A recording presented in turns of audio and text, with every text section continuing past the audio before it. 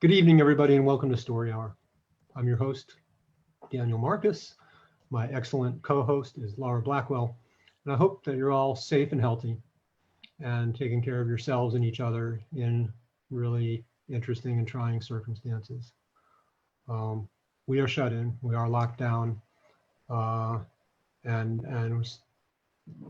laboring under a host of other challenges, and we're looking for distraction and amusement and entertainment and maybe something a little bit more than that. So Story Hour turns to one of the oldest forms of entertainment in human history, which is folks sitting around the fire telling lies to each other. So every week we have two authors, about 30 minutes each, doing exactly that. Every week we also offer a couple of brief PSAs that are suggested by our guest authors as to how you might help your communities if you're lucky enough to be in a position to either reach into your pockets or contribute volunteer time or whatever it may be to do that. So the first is Defenders of Wildlife. That is defenders.org. When wildlife is in danger, they cannot speak for themselves. So Defenders of Wildlife speaks for them. Defenders of Wildlife deploys a wide range of tools and tactics. It's policy analyses, advocacy to litigation, innovative science and tech programs, field conservation. Every Defenders program aligns with or contributes to at least one of these three broad imperatives. Prevent species and their habitats from being imperiled, protect endangered and threatened species and their habitats, restore the health of vulnerable species and their habitats. So that's defenders.org. RAINN, Rape, Abuse, and Incest National Network, is the nation's largest anti-sexual violence organization. RAINN created and operates the National Sexual Assault Hotline. That's 800-656-HOPE, online.rainn.org, in partnership with more than 1,000 local sexual assault service providers across the country, and operates the DoD Safe Helpline for the Department of Defense. RAINN also carries out programs to prevent sexual violence, help survivors, and ensure that perpetrators are brought to justice. So that's www.rainn.org. So if you're here via Zoom, please mute your mic, but feel free to leave your camera on and participate in the chat if you're so inclined. Our Facebook Live friends, feel free to comment as well, but of course, we can't see your comments. We can only enjoy them after the fact. So our guests tonight, we're really happy to have Darcie Little Badger and Cath Schaff-Stump. We're going to start with Darcie. Darcie Little Badger is a Lipan Apache writer with a PhD in oceanography. Her indie best-selling debut novel, Alatsoe, is both a New England Book Award finalist, young adult category, and a Book Expo 2020 Young Adult Buzz finalist. That's awesome.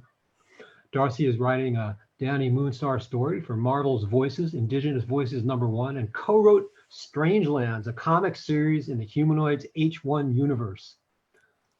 Her short fiction, nonfiction, and comics have appeared in multiple places, including Nightmare, Strange Horizons, and The Dark. She currently lives on both coasts of the US and is engaged to a veterinarian named T. So Darcie, welcome. We're really happy to have you here. Over to you. Thank you. Oh, I'm doing well. And I have to say that biography was when it was safe to travel. I actually haven't seen T in almost half a year, I guess. So they're taking a COVID-19 test and coming to visit next week for 2 days, as long as it's safe. Right. So we postponed our wedding, but we're still planning. Hopefully we could do that in 2021. I'll get started reading. Actually, I was going to read a different story, but I decided to do this instead just because the one I was going to read was a little bit tense. It was in a war zone. I really don't feel like reading that right now. So this is part of the dystopia triptych, and it's my story, The Orphan of Greenridge, part of the Kuko Ne'a trilogy. When the cameras were her adversaries, Nash didn't stand a chance. They were everywhere, embedded like jewels in AR visors, storefront windows, and passing shuttles. Above the world and satellites, below her feet in the aqueducts and transport tunnels. Every scrap of space and time outside her bedroom walls could be witnessed and preserved by an unknowable number of perspectives. Public safety algorithms would dissect her actions and flag them as suspicious. She lasted a few months at most before the city caught on. Fortunately, the way Nash saw it, cameras had one major flaw. Their insights were skin deep. So she made them her allies. That Thursday morning, Nash played twice as hard to the cameras. According to her visor analytics, the police presence in her vicinity had recently increased by 10%. It could be coincidental, but she suspected that her weekly visits to the water testing facility had finally tripped a flag. The performance began the moment Nash awoke and, with partially genuine yawn, threw open the curtains of her single floor-to-ceiling window. In the villa, a basic needs residential complex, Nash rented a capsule apartment by the month. Although the 600-square-foot room had no balcony, its fishbowl window overlooked an alley where the neighborhood kids played AR sports. Sometimes Nash sat in the concave dome of plexiglass to watch teams of friends sprint up and down the concrete, kicking invisible balls into invisible goals and pumping their fists at simulated cheers only they can hear. The alley was currently empty, the children at school. Nash switched her pajamas for a denim jumpsuit in her cubby of a bathroom, the only place in her apartment that could not be observed through the windows. There were A-grade and B-grade water dispensers in the bathroom wall. She used 0.2 liters of the good stuff to brush her teeth and wipe her face, arms, and chest, and then filled a small glass vial with the mediocre stuff. Then she jotted symbols into a mini notebook hidden in a tin of menstrual cups. She figured that was the last place anyone would look for secret information. As Nash left the bathroom, she imagined what the cameras would see through her window, a dour-faced 20-year-old part-time street cleaner shuffling out her bathroom with a water sampling vial. Any lawyer worth their cut would weave a sympathetic story with that footage. Clearly, the poor girl is reluctant to bathe. That's why her jumpsuit is sweat-stained and grubby. She's deeply afraid, Your Honor, as the cameras show my client, who I might remind you was traumatized by the Greenridge tragedy as a child, cannot feel safe without an overabundance of caution. Is it now a crime to be proactive about health and safety? Well, Nash put on her AR visor, which resembled a curved sheet of pearly glass, over her eyes. She secured the sealed vial in a test tube rack with 4 other water samples. In her purse, even cushioned with old socks and t-shirts as padding, the glass vials clinked like off-tuned wind chimes when Nash stepped into the hall and locked her apartment. A 20-minute shuttle ride later, Nash disembarked to a pedestrian walkway and started a 3-block stroll through an enhanced section of Vegas, where the buildings, either partially or fully, were a uniform shade of bright green. She could have activated the experience function of her visor to transform the green screens into a strip of delights. Advertisements, mascots, videos, signs, and glittery showgirls with bright smiles and come-hither eyes, all personalized. However, most of Nash's day job involved the removal of graffiti from bright green walls, so she'd gotten used to the enhanced world. Near the end of her walk, mindful of the watchful allies, Nash paused at a water dispenser on the street. It was connected to a high-rise apartment with a hair salon and deli on the ground floor. Even if no camera had been peeking through her bedroom window that morning, she'd surely be observed now as she waved her wrist model subjournal over the dispenser's identifier and filled an empty vial with 200 mils of her daily bee water ration. Observe, my client is testing the safety of a public dispenser using her own rations. She's doing her due diligence, not causing trouble, the lawyer would say. The water testing facility in the Sunrise building was fully automated and usually empty. Very few people analyzed their own A and B water since landlords were required by law to pass mandated quality standards, and aqueduct pipes were monitored by professionals. That's why Nash was surprised to encounter a man in the single boxy room. He loitered near a pair of vending machines that dispensed empty glass vials, his head tilted back. The top half of his face was hidden by a mirrored visor that resembled snowboarding glasses. Despite the temperature, 100 degrees outside and 85 degrees indoors, he wore a tan suede suit and black leather gloves. Nash hadn't accounted for this in her performance, a stranger lounging in a tepid public service facility, a stranger she couldn't identify in a lineup. He was 5'10-ish, white and slender, wearing an expensive suit and flaunting the latest tech. Men like him were a dime a dozen in some zones of Vegas. Hello, Nash said.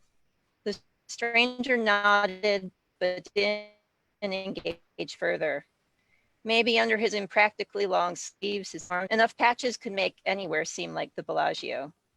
Somewhat assured, Nash approached testing kiosk 3, scanned her subdermal ID, and pressed the bright green quality check icon on a square screen. A compartment for samples should have opened in the lower half of the boxy kiosk. Instead, the message, "Error, please see associate," appeared. She turned a full 360 degrees. Aside from the man, there was still nobody in sight. With an exaggerated shrug for the security cam overhead, she moved to testing kiosk number 2. Again, she pressed the green icon, and the screen complained, "Error, please see associate." "What did I do wrong?" she asked. "Call an associate, call an employee, call somebody." If the computer had been equipped with speech recognition technology, it wasn't working. "Is there a problem?" the man in suede asked, smiling. He took a couple languid steps closer. Nash wished she could see his eyes. "Are you associate?" she asked. "No," he said, "even better. I'm a contractor for the city. They hire my kind to increase efficiency." In response, Nash gestured at the error message frozen on the screen. "Well, that's a problem," he said. "Let me pull up your details." The man uttered a distracted hum and tipped his head back, signaling that he was preoccupied by his visor. "I just want to test 6 samples," she said. "Well, Nash," apparently the information scrolling across his field of view did not include a pronunciation guide, because he pronounced her name like Nosh, not Nash like Nashville. The slip-up ruined the illusion of intimacy between strangers that was coveted in customer service. She doubted that this would bother the efficiency contractor. "You triggered a security alert," he concluded. Of course, she was prepared for this. First, a display of ignorance and candor. "How?" she asked. "I use this every week. Never had any problems." "That's just it," he said. "Weekly tests are excessive. Is something wrong?" He looked at her directly, and Nash stared at her taffy stretch reflection in his visor. She had to assume that every expression and micro-expression on her face would be scrutinized by a deception detection algorithm. "If I waited until something went wrong," she said, "that'd defeat the purpose." "True," he admitted. "Are you aware that federal guidelines recommend 2 tests a year? Additional testing has no proven benefit." "Yes," she said, "I'm exercising an overabundance of caution." "That's understandable," he agreed, "but at a certain point, you're wasting resources, ours and yours." That was bad. Anything could be denied for the sake of resources. She had to hit back hard. "I pay for every drop of my water rations," she said, "and every test. Isn't that what Greenridge settlement was for? My safety, my peace of mind. Do I need a lawyer?" "Greenridge," he asked, "I didn't realize you survived that mess, really." He shook his head, miming sympathy. "Terrible," he said. "I'm sorry." She didn't need an app to detect the insincerity in his voice. But what part was the lie? The "I didn't realize you survived that mess," or the "I'm sorry," or the whole exchange? "Can I run my test now?" she asked. "According to my records," he said, "you live in the villa." He tapped his visor, leaving a fingerprint on its sleek surface, a mark in the middle of Nash's reflected forehead. "And the A water is good. The B water is sufficient. The C water is good. Between you and me, those kiosks will never deliver the same reliability as your building." He flashed a thumbs up. "Okay?" She held a thumbs down. "I still want to run my own test," she said. His smile changed, and to Nash, the shift conveyed a difference between laughing with somebody and laughing at somebody. She wondered if a microexpression analysis app would agree, or if she was just being paranoid. "Obviously," he said, jabbing his still upturned thumb at kiosk number 3. Its error alert disappeared. The movement also caused his sleeve to shift, revealing a sliver of pale skin. A web of dark wires, vein-like in appearance, ran down his wrist. He wasn't just a contractor, he was a Sherlock. "I apologize for the inconvenience," he said. Nodding, Nash grit her teeth and hoped that her act of annoyance concealed her fear. Nash had lived in Las Vegas since the moment she was born in the neonatal intensive care unit of Sunrise Hospital, 34 weeks old and 5 pounds heavy. Not the littlest or youngest preemie in the building, but she had withdrawal complications to survive too. Her mother, Alex, had been wearing a constellation of fet patches on her leg when she went into labor. Nash was adopted by her parental grandparents the moment she could survive without an incubator. They lived in a 60-floor leviathan of a building named Greenridge. Among the first skyscraper villages in Vegas, Greenridge had been constructed during the turn of the century, when the second collapse was in full swing and 7% of all natives in the US were forcibly evacuated from contaminated reservation land. "Second time our home was stolen," her grandfather once said. "When your friends claim it was for our own good, Ask them how grateful they'd be if you pissed on their teddy bear and replaced it with a sock. Her grandparents resented life in Greenridge, always yearning to escape the city, but as far as Nash was concerned, the lumbering old building was paradise. Her extended family, aunts, uncles, and cousins occupy most of the apartments on floor 21 through 24. Doors remained unlocked and open, as if the family lived in a mansion instead of a 31-room apartments. There wasn't much need to leave Greenridge. It contained greenhouses, shops, playgrounds, and schools.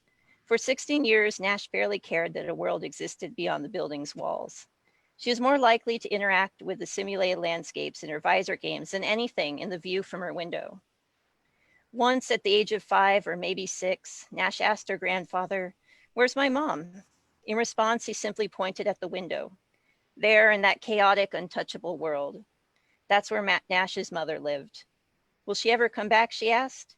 "Hope so," Gramps said. "Oh," she said, "that was bad." Gramps saved his hopes for goals that were impossible or beyond his control. Winning the lottery, for example. He often said, "Hope makes you complacent. Hope makes me complacent." A less wise man might have claimed hope makes you complacent, as if his experience applied to the whole damn world. But Gramps knew better than to overgeneralize. Still, as an impressionable kid, Nash internalized his self-directed insight. She learned to be afraid of hope, as if the act would rob her of happiness. Despite her precautions, Nash was robbed. At first, it seemed like a virus had swept through Greenridge. Epidemiologically, it wasn't unknown for a population cloistered within one building to catch the same flu. So many people got sick, all classes were canceled in Greenridge's K-12. That morning, Nash could barely climb out of bed to use the toilet and wash her face. Her head ached and her throat burned. Through a feverish haze, Nash saw her grandmother shuffling stiffly towards her bedside with a mug of tea and a bowl of soup. The tea tasted strange. It was sweet, but not in the usual way. "What's this?" Nash wondered. "Honey," Graham said, her voice a creaking whisper. "Where'd you even find honey?" Nash asked, stunned. Anything from bees was a luxury. "Been saving it," she said. "When I was a girl, my mother fixed colds with tea and honey." "Well, thank you." At first, the tea did help Nash's throat, but then she got sicker. Everyone did. Within an hour, Grams collapsed in the kitchen, spilling dirty soup bowls across the linoleum. The fall made such a frightening clatter that Nash awoke with a jolt from an aching sleep, rolled out of bed, and crawled to her grandmother's unconscious body. "Gramps," she said, and when that didn't rouse a response, she shouted, "Gramps, help us." Nash didn't know at the time, but her grandfather was dying in the bathroom. Next, Nash called the Greenridge medical line. There was a clinic on floor 9, but she was put on hold, so she tried 911. An operator informed her that assistance was on the way, but the response might be delayed because they received a sudden influx of calls from the building. "Miss," the operator said, her voice hesitant, "just in case, don't drink the water." "But we've been drinking it," Nash told her. "We've been drinking it already." Amber-toned sunlight glinted through the half-empty 1-ounce jar of honey on the counter. Moved by a fiercely desperate whim, Nash grabbed a teaspoon from the silverware drawer and dipped it in the honey, taking a heaping scoop. She held it near her grandmother's mouth, hoping. "Eat this," Nash said, "please." Her grandfather had been right about hope. The hepatotoxins poisoning the water of Greenridge killed 17 people, including 7 elders, a baby, and a toddler. A miraculously low death toll, according to the news and local politicians. More people died from shark attacks or lightning strikes every year. Younger people, stronger people. Wasn't it fortunate that only 17 mostly elderly victims choked to death on their own bile within the walls of Greenridge? Little was reported about the liver damage and nightmares of the surviving tenants. The funeral for Nash's grandparents was held at a park near the edge of the city, the closest they could get to their stolen home. Their cremated bodies were combined in a biodegradable urn, one appropriate for growing plants. During the service, Nash planted a sapling in their combined remains. It was a spindly young aspen destined for the Colorado Living Cemetery, a 3,000-acre forest of trees from the dead. Nash leaned over, kissed one of the aspen's delicate leaves, and failed to convince herself that she could still feel the physical presence of her grandparents in the world. After the ceremony, a woman, half concealed by a century-old 2-armed Seguro cactus, waved at Nash, beckoning. It took Nash an unnervingly long moment to recognize her own mother, who was decades older than her most recent photograph. Much like the view from the windows of Greenridge, Alex had been a distant concept Nash explored mostly through the occasional thought of what if. When Nash made no move to approach the cactus, Alex glanced side to side as if searching for line hidden in the brush. Most of the mourners were meditating in concentric rings around Grams and Gramps' elms. Desiring solitude, Nash had moved a foldable camping chair to the boundary of the park. There, a 1-foot-high chain-link fence delineated the edge of Vegas. Nash pointed away from her mother and towards the desert. Nash pointedly looked away from her mother and towards the desert. Hey, Alex spoke too quietly to alert the other mourners, but too loudly for Nash to ignore. Remember me? Nash half turned in her chair to nod, and her mother took that as a sign to approach. Alex wore a gray sweater and jeans reinforced by mismatched patches of fabric, a light blue on the right knee, an orange and red checkered pattern on the left. There was a long rectangular patch of flower pattern cotton reinforcing one thigh. She was thin, gaunt really, her face a map of scars and sores in various stages of healing. Are you my girl? Alex asked. Yes, Nash said, rising from her chair. She and her mother were the same height, 5'5", eye to eye, but the family resemblance was strongest in their black eyes and high, sharp cheekbones. I can't take you, Alex said, sorry. Nobody asked you to take me in, her mother said. Where are you living? Auntie's house. Which one? What do you want? Nash asked. Just, you know. They stared at each other. Finally, Alex asked, did you get anything? What? Nash shook her head. You sent me a gift or something? No, Alex rubbed her face vigorously as if trying to scrub off her skin. There's a lawsuit, right? A lawsuit. Nash's hands, which dangled on either side of her hips, tensed. She clutched the fabric of Graham's skirt. No, it wasn't Graham's skirt anymore. It was hers now. To stop herself from throwing punches with tight fists, her eyes ached and lenses of unshed tears made the world blurry, obscuring Alex's face. Was she feigning concern, smiling expectantly? I don't want any of that filthy, am I allowed to curse? Filthy effing money. Nash shouted at her mother, but you'll never see a cent. And I wanted to check in, should I stop reading at half past the hour, or do I get like a full 30 minutes? I might summarize.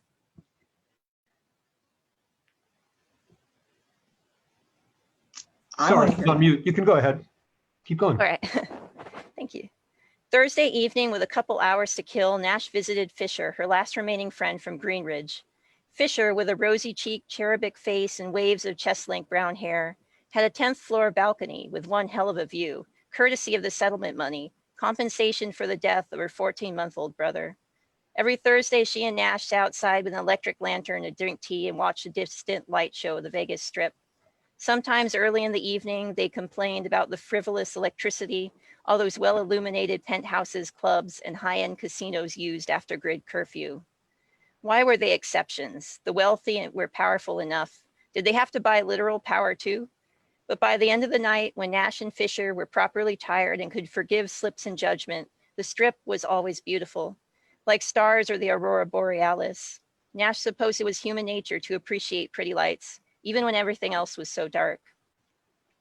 There were two places to sit on the balcony, a beanbag chair and a wicker love seat piled with velvet pillows. The women always shared the love seat, their thighs touching in the middle, enjoying the warmth of another human body. That night, they sat side by side and watched steam rise from a small porcelain teacup on the coffee table. I made chamomile tonight, Fisher said. You want corn syrup? No, thanks, Nash said. Darkness fell with a natural quickness, all non-essential lights beyond the Strip going black at the stroke of 9. I had a strange encounter today, Nash said. Strange good or strange bad? Bad. At the water testing facility, the kiosk rejected my samples, and a Sherlock tried to convince me that I didn't need to run any more tests. Sorry, Fisher asked, who did? A two-minder, a cyborg detective. Their faculties of deduction were enhanced by a cybernetic mycelium running through their body, one that could run analyses at the speed of a supercomputer and simulate a photographic memory. Are you sure? Fisher asked. No offense, but there have to be a million more important and dangerous people for a Sherlock to harass. Yeah, I noticed the mycelium under his skin. At first, he pretended to use his visor, but when I wouldn't cooperate, he dropped the act and commanded the kiosk with a thought. What are you going to do about tonight? Fisher asked. Nash shrugged. Same thing I do every Thursday night? That's beyond risky. What if he follows you? At most, I'll be issued a trespassing ticket. That's a slap on the wrist. And if the Sherlock learns why you need the water quality information, she asked. I have to go. Nash walked to the end of the balcony, where a tangle of vines and succulents grew in clay pots against the railing. A rain catcher was hidden among the plants. Nash emptied its contents into a glass vial, preparing for Thursday's tests. Then Nash leaned against the railing, worry burning through the last of her emotional kindling until she felt utterly numb. The stack of potted plants resembled a staircase to nowhere, and she passively considered climbing it. Then there was a hand on her shoulder. Please don't leave tonight, Fisher said. Finish the tea with me instead. Nash patted her friend's hands, the touch lingering. I can't. Fisher disentangled her hand from Nash's grasp, her eyes moist with hurt. Sometimes, she said, I think you only come here for my balcony's view. She pointed her chin at the now empty rain catcher. What, if that was true, I'd use the Greenridge pittance to buy my own. They were face to face now, the skyline forgotten. Pittance, Fisher said, you got 10 more times than I did. 10 times more than I did. All the money in the world is a effing pittance, Fisher, for the hell we've been through, for all the suffering our family experienced before they died. Thanks for the reminder, Fisher said. So easy to forget the most traumatic moment of my life. I know you grieve, Nash said. That's not the point. What is then? I can't be happy living off blood money. How could you ever be happy then? Fisher demanded. Really, what do you want? Nothing will bring them back. Exactly. Nash jabbed her thumb at the strip at its beautiful, terrible lights. And I want the magnitude of that loss to change the effing world. I want justice. Go on then. Fisher grabbed Nash by the upper arm and marched her to the half-open balcony door, shoving her over the threshold. Change the world, she said, but do it elsewhere. This home is funded by blood money. Would you want your principles compromised? Stop, Nash said. You're taking everything the wrong way. Fight your battles, Nash, Fisher said, but don't swing at me as if I ain't the living embodiment of a positive change in this shitty world. She slammed the sliding door before Nash could sputter out a response. The second time Nash met her mother, she was in workforce training, and Alex had been clean 12 months. To celebrate, they met at the Seguro Park and had a picnic at the edge of the city, facing the desert. What are you? Alex asked. I mean, what's your job? I don't know yet, Nash said. None of the career paths appealed to me at the moment. Guess I'll work one part-time job until there's a plan. Do your best, Alex told her. They don't want us to have plans. Right, Nash said. What about you? Got any plans? Stay alive, mostly. Where? She asked, and she held her mother's hand, smoothing the furrows under her fingers. With my friends. That meant nowhere then. Mom, I'm renting an apartment at the villa. It's month to month, and there's always room for you in the building. Please come, and I'll pay. So now I can share the lawsuit money? She smiled. How much is left anyway? All of it, Nash said. Alex squeezed Nash in a side hug. They couldn't buy you off. She beamed. Her warm breath smelled like peanut butter and jelly sandwiches. At least tell me which dirty tunnel you and your friends consider home. Not here, her mother said. I can't discuss this in the city. The cameras read lips and they'll find us and put us in a work camp. Cameras? Nash asked. The ones on the skyscrapers. I know a man who installs them. The sky cams can zoom close enough to count your pores. Okay, Nash said. Don't trust places like the villa, her mother warned her. You know what the word insidious means? Slow evil, like the turtle that wins the race. Greenridge was only a fluke because it poisoned everyone fast. It's supposed to be slow, a lifelong process till the cancers and other diseases in our bodies devour everything. Insidious, Nash. That kind of paranoid talk from Alex wasn't unusual. Based on their previous conversations, Nash knew that her mother believed that deaths of Grams and Gramps were part of a complex plan by they, rebel Freemasons or wealthy cannibals or aliens from the Andromeda galaxy. It didn't really matter who they were. They had power and they'd intentionally flooded Greenridge with poison water as part of an apocalyptic prophecy or because the residents knew too much or something. Anything except for the obvious. The obvious being that the people of Greenridge hadn't been targeted because they were important. They've been neglected because they weren't. All right, almost to the end. The condemned building, formerly known as Greenridge, was surrounded by a chain link fence. Numerous keep out and condemn signs warned against trespass. A man wrapped in cotton blankets dozed against a sign bearing the message, "Unsafe, do not enter." Nash circled the fence until she reached a condemned sign that had been tagged with red paint. There, she pushed through a hidden entry where Alex, months ago, had split the metal links using wire cutters. Guided by the mini lights in her visor frame, Nash entered the dim stairwell inside Greenridge. Layers of graffiti, much like tree rings, marked the years since the building had been officially abandoned. Between floors 10 and 11, two women dressed in patchwork jeans descended past Nash. One of the women wore a bright pink scarf around her mouth and nose, but her eyes were as bright as chips of brown jasper. "Be careful," Pink Scarf whispered. "I will," Nash said. "Thank you." The journey ended on floor 22 in the apartment Nash had shared with her grandparents. In her old bedroom, bedrolls and bags were arranged Tetris tight across the floor, and blinds covered the only window. She tried to remember the view. It would be easy to open the blinds and look outside, but so many years had passed since the last time she peered through the window. Unlike the mountains, the skyline changed rapidly, running on anthropogenic time. If Nash opened those blinds, she'd see an alien constellation of lights. It was better to remember. The white walls were marked by orderly columns of X's and O's. Nash fished a paintbrush and a jar of blue paint from her backpack. She hesitated. Were those heavy footsteps in the kitchen? "Mom," she shouted, fully aware that it was not her mother, who walked lightly and with a slight limp. No, Nash, I have to remember that. He still mispronounced her name. "Just me, efficiency consultant, remember?" The Sherlock stepped into the bedroom doorway. He wore his visor on his head like a crown, no longer pretending to need it. "You're trespassing," Nash said. "So are you." The Sherlock pointed to the X's, ones, and O's on the wall. "What do those mean?" he asked. "Same thing any check marks on a prison wall mean," she said. "I use them to keep track of time. It's my method of grieving." "You're lying," he said. He stood in the bedroom doorway, and Nash was unsure whether she was more worried that his body blocked her escape or relieved that it was a comfortable distance away from her personal space. "Skillfully," he said, "to your credit. 6 weeks ago, it didn't rain. You left an X. 7 weeks ago, also no rain, and another X. It's the other marks that intrigue me. If I compare the pattern to your water quality results, will there be a correlation? Who are those tests really for?" "Not keen on chatting with a stranger now," she said, "especially a stalker." She tapped her visor. "I'm live streaming everything. My friends will call the police if you come any closer." He rubbed his face. "Stupid, I'm trying to help you." "What's that supposed to mean?" she asked.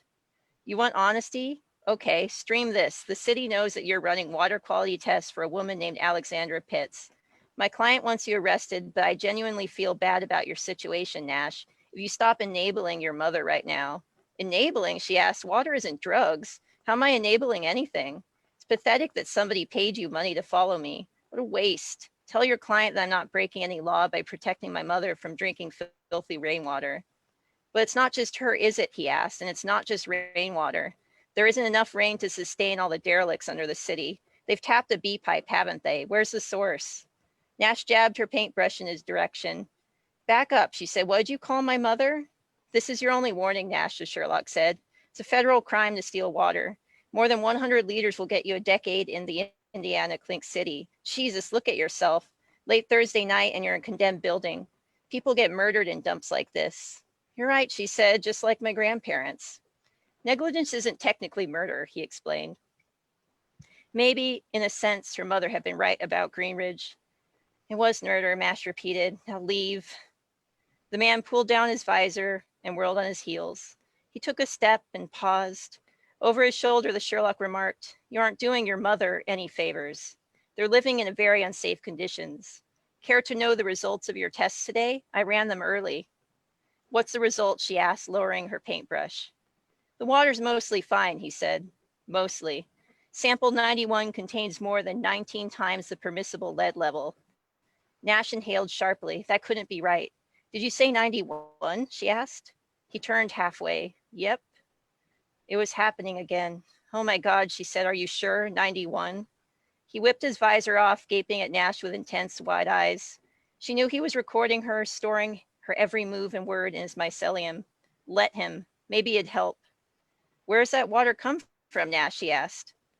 The dispenser outside the testing facility, she said. It's from an apartment complex. Oh my God, how many people live there? He blinked twice rapidly. Check my records, Nash demanded. I'm telling the truth. The building near the Sunshine Complex, he repeated. Yes, she said, exactly. With a final dazed blink, the Sherlock speed walked through the kitchen where her grandparents died and out the front door. Maybe they'd listened to him, and maybe it wasn't too late. Nash sat on one of the bedrolls, pressing her face against her knees, hoping. Then she painted a number on the wall. Oh, that's it. Thank you. That was lovely. Thank you. Wow. Can I say one brief thing? Please. I have a lot of experience with, various things. My father died because of exposure to asbestos, and my fiance has a home on the Navajo reservation. We can't drink the water there because uranium mining contaminates the water. So writing from this, it's from the perspective of science fiction, but it's something in terms of, personally, and in terms of a geoscientist, I'm very concerned about the future of our water safety. So I hope that that's not going to be as big of an issue in the future. We'll see. But thank you so much for letting me read that story for you tonight. I really appreciate it. Thank you for reading it. And it comes through, and and great writing can also be kind of pedagogical in a way, and so I appreciate the context as well. Really lovely work. And I can't wait to go out and get a Latsoe also. Thank you. Really excited about your writing. I really appreciate you pronouncing correctly. That's uncommon. I found most people say it Alatso, and I have to be like Alatsoe. Well, you gave the handy pronunciation file, so I made sure I could get it right. All right. So Cath, don't worry about timing. Take as long as you need. Okay. Cath Schaff-Stump writes fantasy for children and adults. She writes funny stories, excuse me, dark stories, and everything in between. She's the author of the Clarion Scroll series, Klaereon, not like the writing workshop, and the Abigail Wrath Verses series. Cath lives and works in Iowa. During the day, she teaches English at a local community college. More of her fiction has been published by Paper Golem Press, Daydreams Dandelion Press, and in the Mammoth Book of Diesel Punk. How cool is that? You can find her online at Facebook, Goodreads, Amazon, at Cath Schaff-Stump and cathschaffstump.com. And you can follow her column, The Crone, on substack.com. So over to you, Cath. All right, thanks. Hi, everybody. Darcie, that was a great story. Thanks for reading that. I really, I can't say I enjoyed it, but I thought it was serious and thought-provoking, so I appreciate that. Thank you. The story was great. The story I'm going to read is based on a lie. So I used to, before coronavirus, I would go to the science fiction convention that I loved every year called WisCon. And every year at WisCon, there's also a marathon because it's Memorial Day weekend. The city of Madison hosts a marathon. One day, in an effort to get out of the hotel, I walked around the block, around the marathon, to a Starbucks, watching all the runners. And I was approached by a woman around my age in the Starbucks. And she said, well, who do you have running in the marathon? And I have nobody running in the marathon. But suddenly I did. I said, my son Gunther is running in the marathon. I lied to this woman because she really wanted me to have somebody running in the marathon. Gunther sort of took on a life of his own. My husband and I are both teachers, and we have students instead of kids. So Gunther suddenly, we would talk about why Gunther had left home, how Gunther was doing at the Peace Corps, what Gunther's college degree was. Eventually, he found himself stationed on Fiji, and he met a nice Fijian woman, and they got married. And so this story comes from that part of my fantasy life. The other thing that happened is that my husband and I, until I'd say last year, had a Hyundai Elantra from the year 2000 that lasted for 400,000 miles. And these two things came together to make this story. True Companion.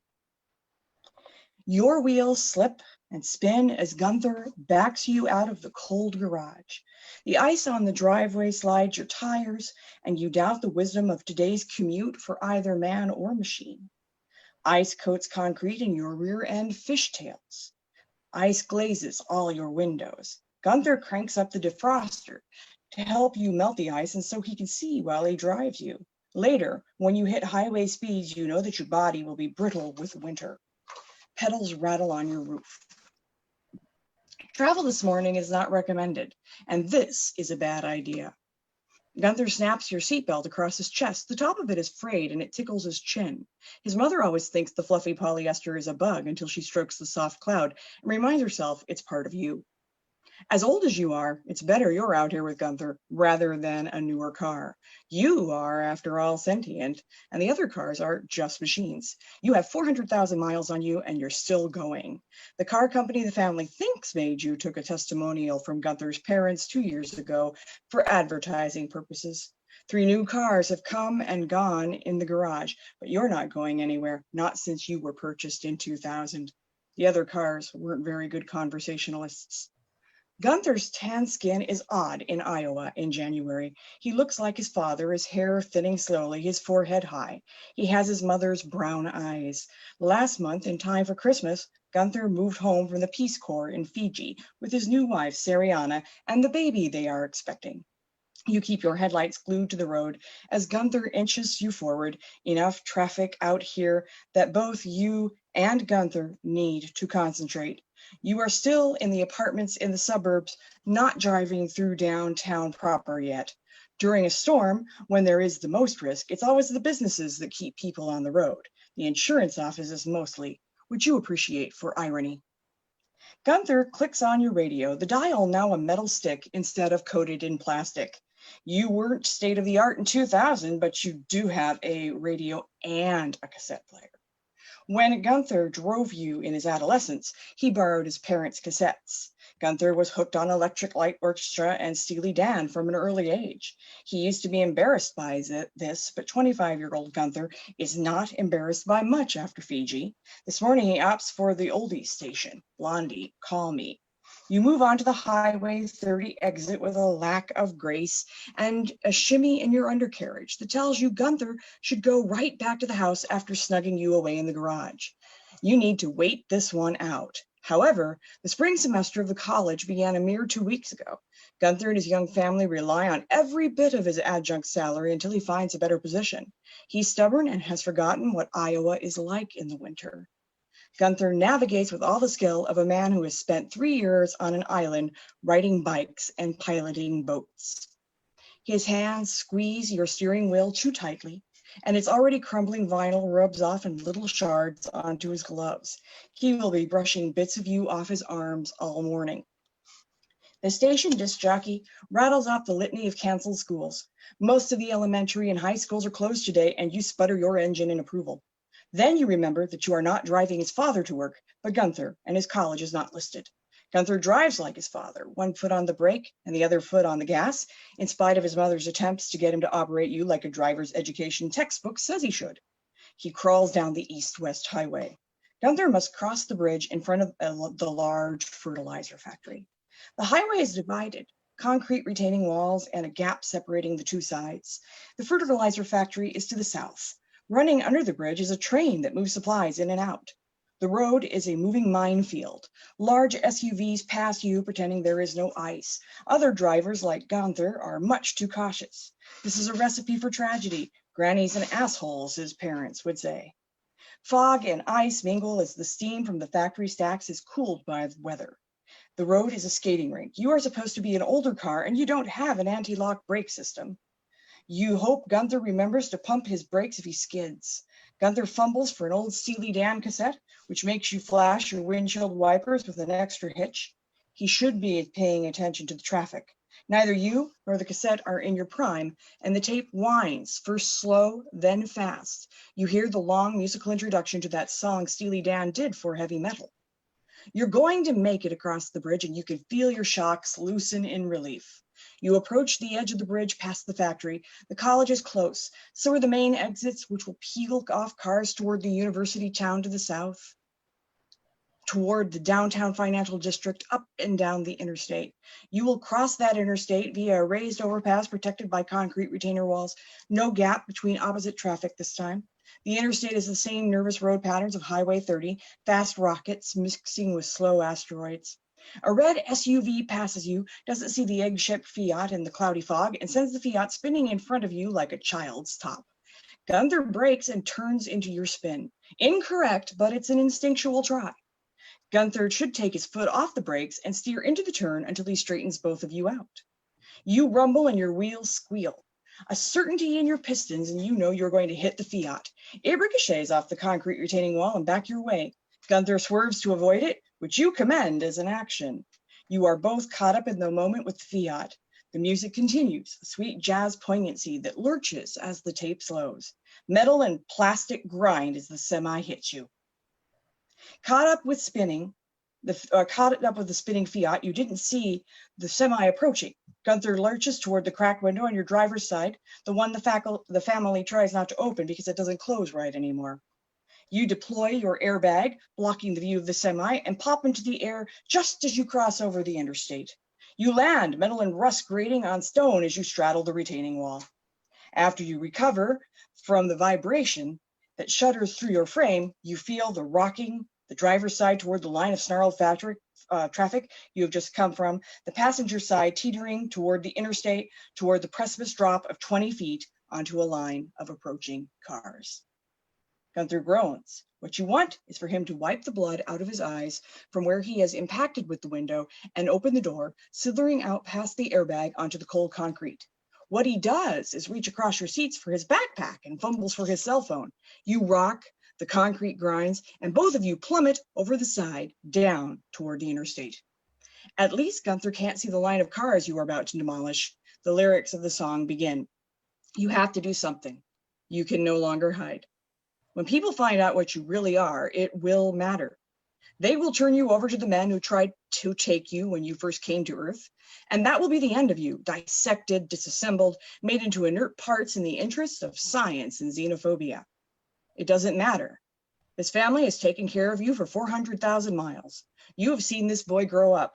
You will not let him die. You origami your metal frame into your true shape, the bounce of springs, the rearranging of hoses hissing with a pneumatic cough. Doors fold in and wedge shut, making the center of the car your chest. It shifts upwards, cushioning Gunther in airbags and upholstery. You can feel Gunther tearing through the plastic to the windshield to see what's happening. The engine shifts into place under him, and your head emerges, the headlights hiding behind the grille, becoming pinpoints, eyes of gold. Legs and arms mechanism out, rusty, streaked with the remains of reflective steel. You are file cabinet gray, freckled with rust and dirt. You are yourself again, older, but still the same. You somersault over the first group of cars, pulling your legs into your chest, your joints groaning. You are out of practice. Your somersault glances off the roof of a car. Traffic skids as cars hit each other like dominoes, and you find an empty spot in the middle of the highway. You stand there. You know what will happen next. The police have showed up back on Highway 30. It is only a matter of time before the cameras come out. Already the drivers are taking pictures of you with their own recording devices, those that are over the shock. You remember what happened when you first came here, when your partner died in the crash and you sought help. You discovered that people could stand toasters and talking computers, but could not stand a machine that thought for itself. You camouflaged yourself and they sold you with the rest of the cars, and you hid with Gunther's parents all those years, all those miles. The cassette tape dies and you feel as far away from your home, from the scientists that created you and died for you, as you always did when Gunther played that song. You found this new green world and found fear. You are aware of a drumming voice coming from inside of you. Change, Gunther yells. Change back. You check your sensors. Gunther covers his head wound with his glove, blood cascading down his face. Of course, you must deal with the accident and you have things to do now. You knew the risks when you saved Gunther. The worry lifts from your shoulders. The right thing is the right thing.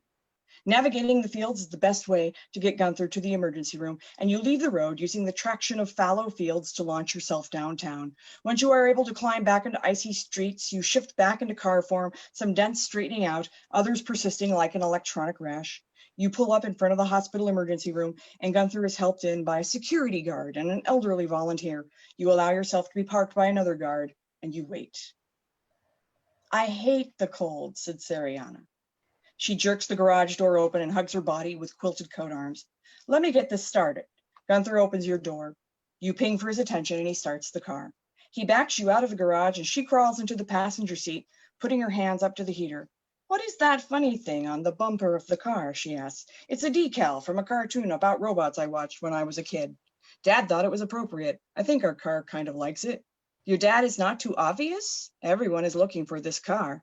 Obvious, that's Dad. Still, the new paint job should help. I like the new color. Red, bold, heroic. You are no longer afraid of the future. The family knows what you are, and they still shelter you from those who would like to study you. You are one of them, and they will always protect you. What were you afraid of before? What matters most? You are part of the past, part of the present, and part of the future. When the new baby comes and you have 1 million miles, they will still be able to depend on you. And that was True Companion. I'll read one more short thing. This one is actually supposed to be funny. We'll see what happens. This is called Empress Dark. When I went to Viable Paradise in 2009, we had some assignments.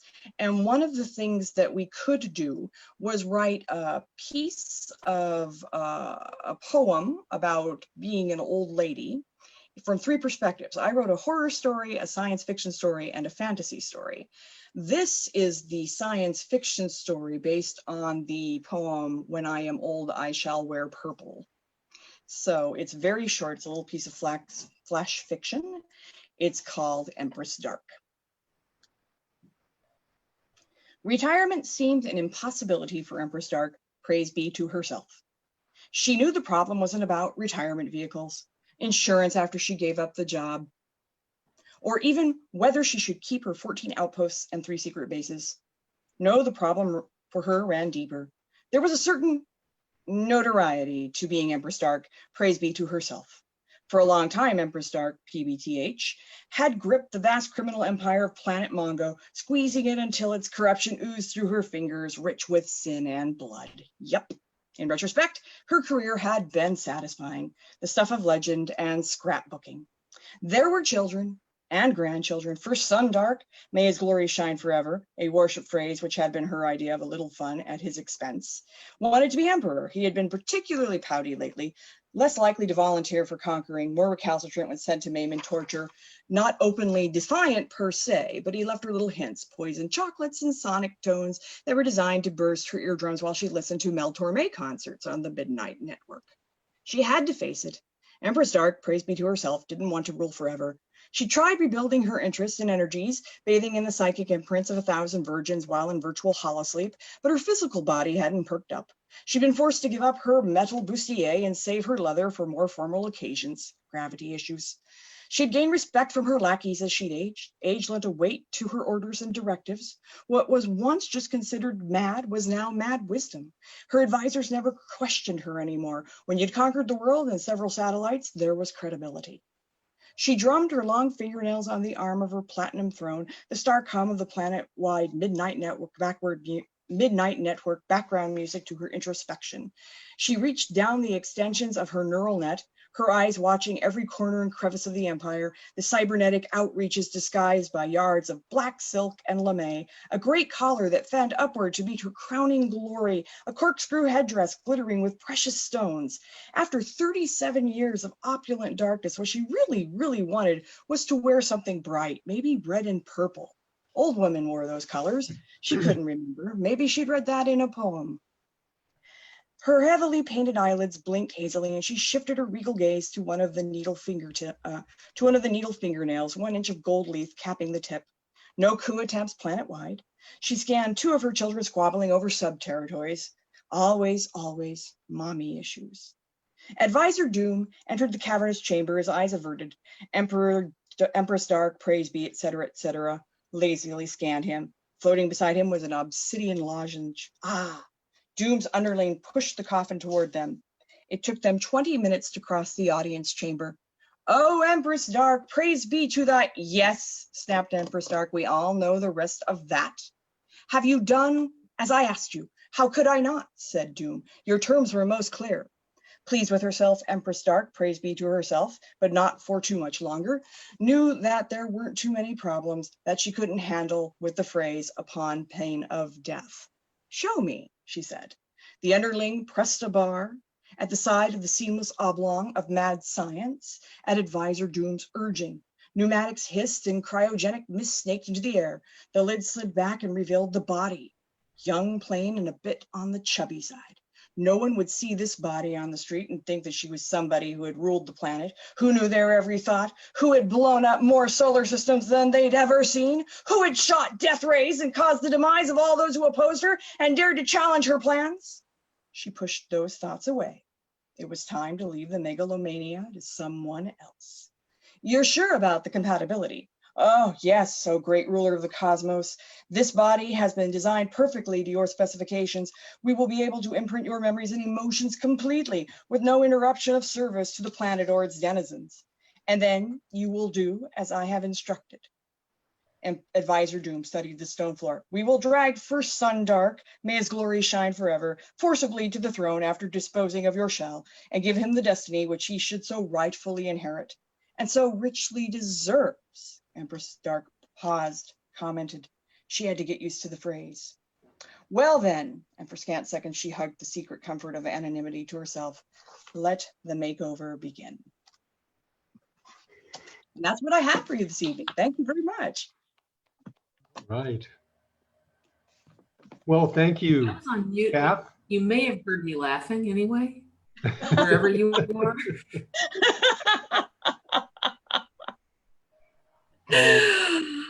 Thank you both for really great work, really beautifully read. Another great night, Laura. My goodness. What a smorgasbord.